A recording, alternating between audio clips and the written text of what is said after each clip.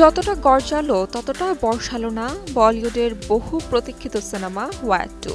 বিশাল budget, দুর্দান্ত action sequence, চোখ ধাঁধানো VFX কিংবা ঋত্বিক রোশন ও জুনিয়র এনটিআরের পাওয়ার প্যাকড জুটি কিছুই শেষ পর্যন্ত রক্ষা করতে পারল না সিনেমাটিকে। প্রথম দিনে 52 কোটির শক্তিশালী ওপেনিংয়ের পরও মাত্র 5 দিনের মাথায় আয়ের গ্রাফ নেমে আসে একক অঙ্কে।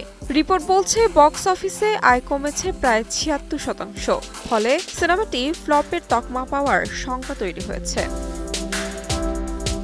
তবে ব্যর্থতার সিনেমাটির চেয়েও বেশি আলোচনা এখন ঋত্বিক ও জুনিয়র এনটিআরের ব্যক্তিগত সমীকরণ। সম্প্রতি নেটিজেনরা খেয়াল করেছে দুই অভিনেতাই একে অপরকে ইনস্টাগ্রামে আনফলো করেছেন। স্বাভাবিকভাবেই গুঞ্জন ছড়িয়েছে ওয়ার 2 এর অপ্রত্যাশিত ভরাডুবি কি তাদের বন্ধুত্বের ফাটল ধরালো, যদিও এখনো নিশ্চিতভাবে তা বলা যাচ্ছে না, কারণ ঋত্বিক এখনো পরিচালক অয়ন মুখার্জি ও সহ অভিনেত্রী কিয়ারা আদভানিকে ফলো করছেন।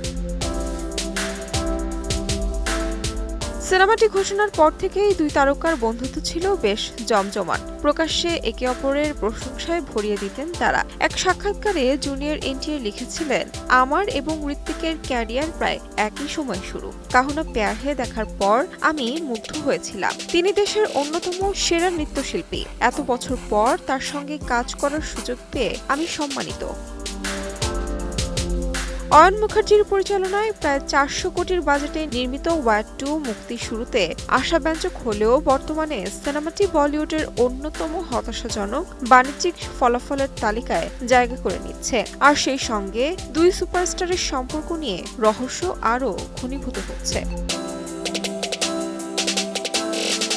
তাহমিনা তন্নি, সময় সংবাদ।